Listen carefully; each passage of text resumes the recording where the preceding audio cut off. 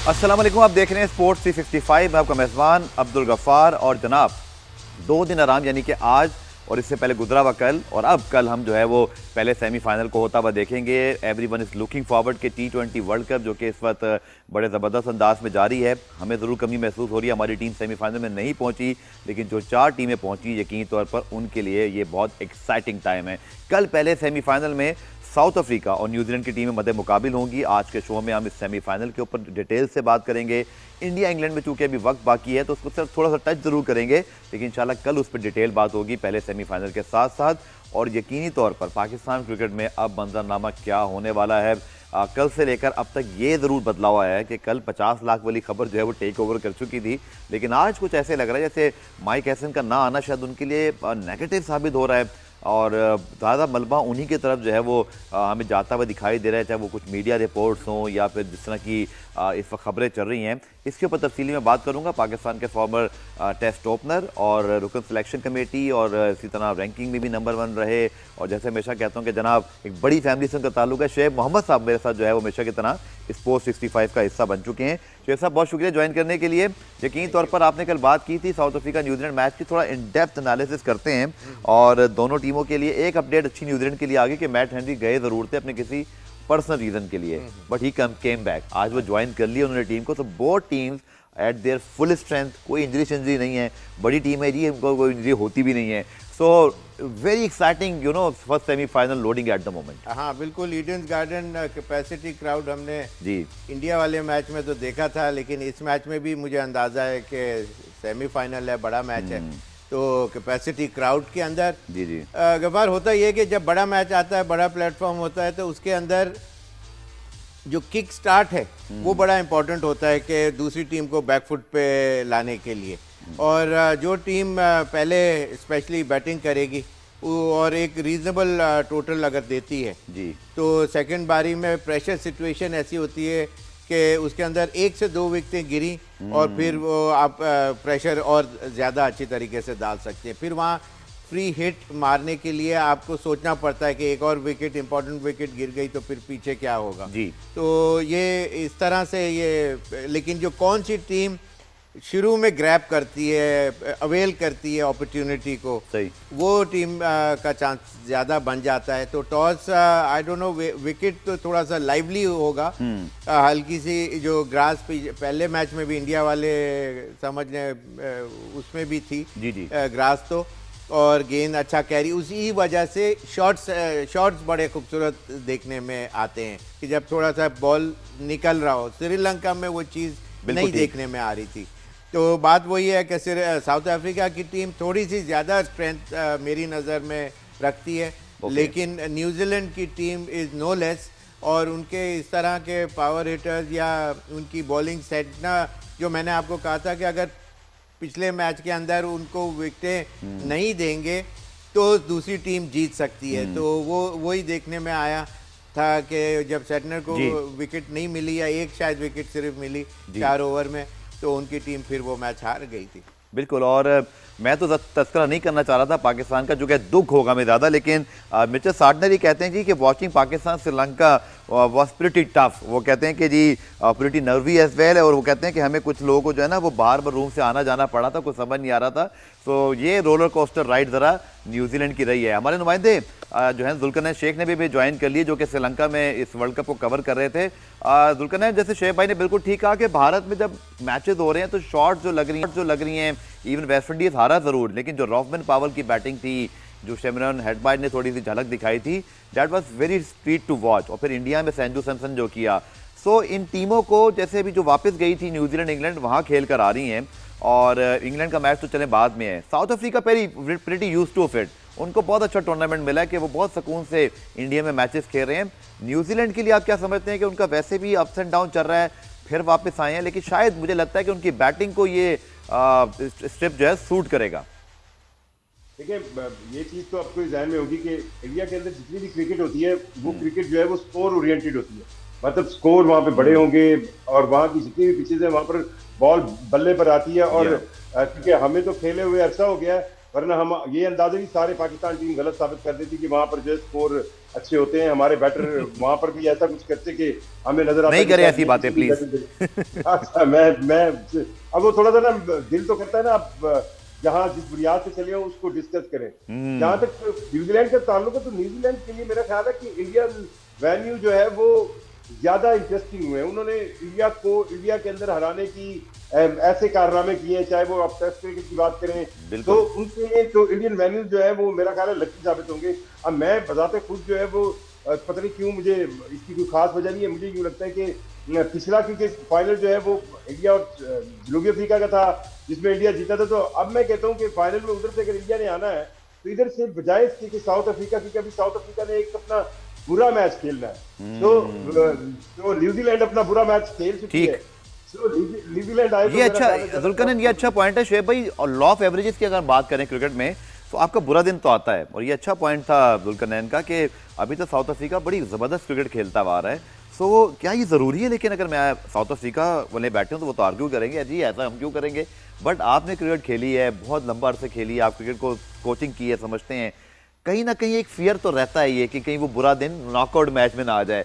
So this is I think probably only thing जो सबके mind में होगी कि साउथ अफ्रीका इस नॉकआउट मैच, फिर मैं उस टैग की बात नहीं करना चाह रहा, बहुत ही बुरा वर्ड लगता है जब तक वो इस बार हो ना जाए, तो उनके ऊपर ये थोड़ा प्रेशर रहता है कि वो बहुत अच्छी क्रिकेट खेलते हैं हर वर्ल्ड कप में, जबरदस्त, लेकिन जहां नॉकआउट मैच आता है सडनली सब कुछ उनके लिए उल्टा सीधा हो जाता है।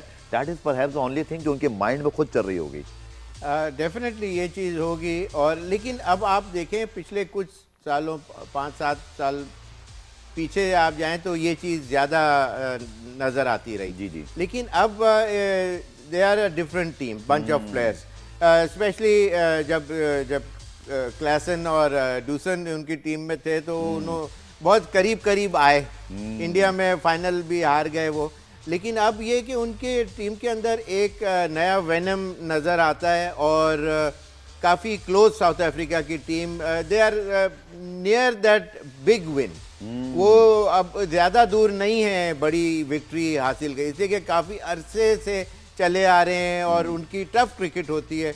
1-1.5 साल पहले मैं वहाँ गया भी था, साउथ अफ्रीका पाकिस्तान अंडर-19 के वर्ल्ड कप में, तो यही देखने में आया कि वहाँ हर थोड़ी थोड़ी देर 2-4 मिनट की ड्राइव के ऊपर क्रिकेट ग्राउंड्स हैं, और इस तरह तो बड़े टफ क्रिकेट खेल रहे हैं, अच्छी क्रिकेट खेल रहे हैं। ओके। और लेकिन बात यह है कि अगर उनके न्यूजीलैंड के शुरू में अगर लेट्स सपोज उनकी पहले बैटिंग आती जी है जी।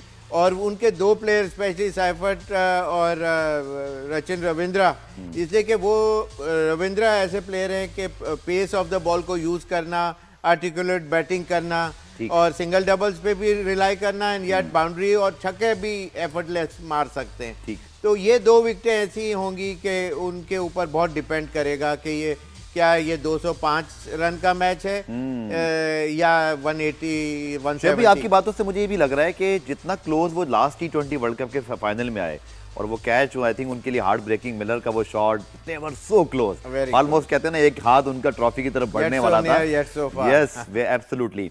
सो इस बार आप समझते हैं कि शुएब भाई, जो आपने क्लासन का जिक्र भी किया, really missing game, one of my favourite, लेकिन वो T20 लीग के देखे ना भेंट चढ़ गए कि वो इंटरनेशनल क्रिकेट छोड़ गए, he was a treat to watch. लेकिन साउथ अफ्रीका ने उसके भी रिप्लेसमेंट उनके पास मौजूद हैं। Do you think this is perhaps their best ever chance कि जिस तरह की वो टीम है, जिस तरह जेलन हुए हैं, बॉलिंग, ऑलराउंडर्स, टॉप ऑर्डर, शायद ये अब भी, इन शॉर्ट, अगर अब भी ना जीते तो फिर कब जीतेंगे? This is perhaps their best ever chance to lift ICC tournament. Absolutely correct, इसलिए कि वरना फिर डिजेक्शन जो उनके दिल और दिमाग में जो आएगा ये हारने के बाद, तो फिर उनकी टीम डेफिनेटली नीचे गिरेगी। और ये मौका बड़ा अच्छा है, ऑल्दो के जो क्लासन वगैरह की जगह दूसरे प्लेयरों ने जगह अच्छी फिल इन कर दी हुई है उनके शूज़ में आके।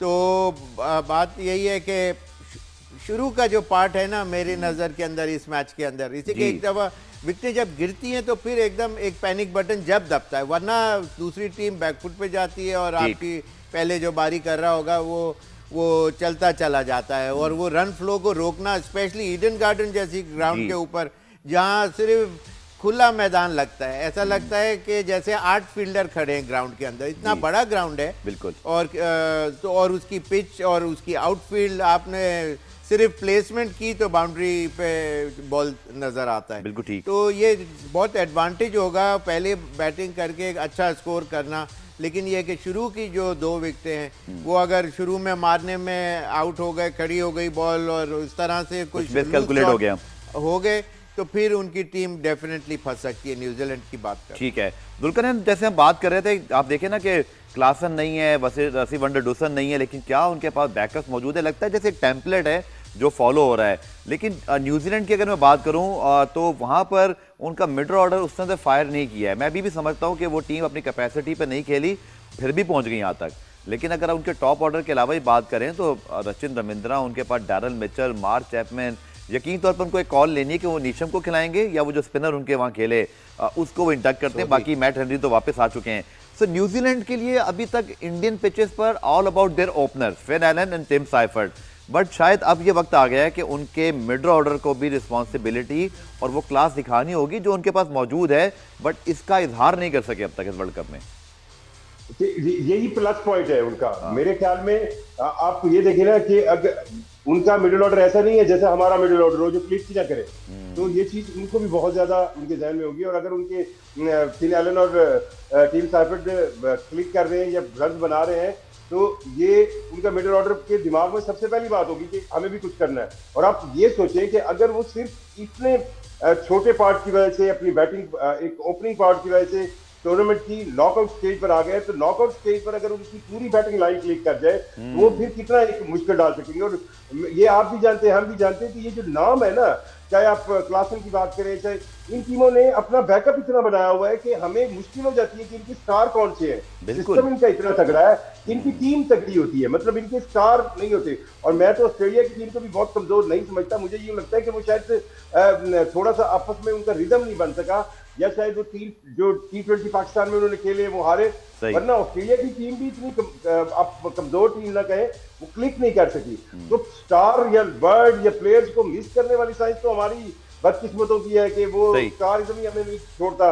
तो मुझे पर्सनली लग रहा है, शेर भाई की बात बिल्कुल ठीक है कि जिस तरह का इंफ्रास्ट्रक्चर जनूबी अफ्रीका के अंदर क्रिकेट का है, जिस तरह का इनपुट जनूबी अफ्रीका की क्रिकेट में है, और वो डिजर्व भी करते हैं, एक बड़ा टूर्नामेंट वो डिजर्व करते हैं। लेकिन पता नहीं क्यों, मैं आपको बताऊं ना, इसकी कोई खास वजह नहीं है। मुझे यूं लगता है कि न्यूजीलैंड की टीम जो है ना, आपको याद होगा कि चैंपियंस ट्रॉफी में भी वो एक ऐसी टीम थी जो लगता था कि ये मतलब है जीत सकती है। तो न्यूजीलैंड की टीम जो है, मुझे यूं लगता है कि जनूबी अफ्रीका को। चले जुल्करनैन साहब, मैं आपको एक स्टैट बताता हूं आप सबको, तो फिर मुझे लगता है कि पलड़ा वापस साउथ अफ्रीका की तरफ आ जाएगा। बड़ा खतरनाक स्टैट है अगर आप न्यूजीलैंड के फैन हैं। वो ये है कि अब तक T20 वर्ल्ड कप में दोनों टीमों के दरमियान जो 5 मुकाबले हुए ना 6 साहब, 5 के 5 साउथ अफ्रीका ने जीते हैं। तो आप वाली बात मुझे बहुत यहाँ वो क्लिक करती है कि कुछ टीमों के आपस में कुछ हिस्ट्री, लेगेसीज, प्रेशर मोमेंट्स होते हैं। Here you go, south Africa totally dominance against New Zealand, but it is not guarantee them कि वो जीतेंगे, but it should be in the mind of the both teams. हाँ, बात टीमें जैसे मैंने पिछले प्रोग्राम में आपको भी बताया कि अंडर प्ले करती हैं बाज़ टीमें, जैसे न्यूजीलैंड वर्सेस इंग्लैंड का, या जैसे न्यूजीलैंड और साउथ अफ्रीका का आपने स्टैट्स बड़ा अच्छा बताया। पाकिस्तान इंडिया का भी आप देख लें वर्ल्ड कप के मैचेस के अंदर जो सर दुख भरी बात है, प्लीज ना करें अब। मतलब जो ब्लैक एंड व्हाइट में जो ऑन पेपर आ गया वो तो बात कर सकते हैं। जी बिल्कुल। तो ये चीजें बाज दफा सुपीरियरिटी दूसरी एक टीम जरूर दिखाती है अपनी। वन फाइन डे कुछ भी चेंज रिजल्ट तो आ सकता है, लेकिन one has to play the best of their cricket. और अपने अगर यहाँ पर एक इंपॉर्टेंट पॉइंट, आप चूंकि कोचिंग से व्यवस्था रहे हैं, बच्चों के साथ भी काम किया है, ऐसी जब सिचुएशन में जो कोचिंग स्टाफ है, मेंटोर्स हैं, उनका रोल कितना इंपॉर्टेंट होता है कि देखिए जी 5 मैच आप हारे हुए हैं, जैसा आपने कहा कि ये कुछ ना भी करें आप, लेकिन ये प्रेशर एक आप वो कहते हैं ना जनरेशन टू जनरेशन भी ट्रांसफर होता है। देखिए पाकिस्तान इंडिया का आपने जो कहा वो हो रहा है, इसी तरह यहाँ पे न्यूजीलैंड का भी एक चीज़ प्रॉब्लम नजर आ रही है। सो कोचिंग स्टाफ का क्या काम होता है जो आप मौजूद होते हैं या सीनियर्स होते हैं? देखिए उसमें आपको मोटिवेट करना होता है, आपको पंप अप करना होता है, उनका कॉन्फिडेंस स्काई रॉकेटिंग हाई करना होता है। उसके लिए आपको जो पेप टॉक दी जाती है, या आपकी बेस्ट ऑफ इनिंग, जैसे आप अगर बेस्ट प्लेयर हैं तो आपकी बेस्ट इनिंग के बारे में कि आपने जैसे वहाँ खेला था, वो जो गुड फील फैक्टर है वो इट कम्स ऑटोमेटिकली, ठीक। It comes from with in.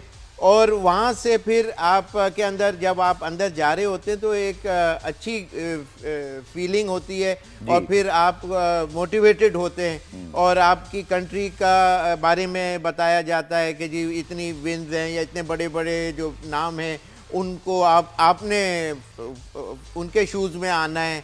तो इस किस्म की जो टॉक होती है वो बेसिकली उस टाइम के ऊपर आप ना बल्ला पकड़ना सिखा सकते हैं ना शॉट खेलना सिखा सकते हैं। सिर्फ एक चीज़ है, इंसान का कॉन्फिडेंस अगर हाई हो, if you are stronger at the knees, तो फिर दुनिया की कोई भी हर्डल को आप अबूर कर सकते हैं। बिल्कुल ठीक। और यही चीज़ यही चीज़ न्यूजीलैंड के आई थिंक कोचेस के माइंड में होगी कि बहुत नहीं खेली, बट जैसे हमने डिस्कस किया हमारे पैनल ने भी कि they are still good enough, उनके अंदर कैपेसिटी है, और शायद मे बी कि वो कल ऑन अ गिवन डे उसको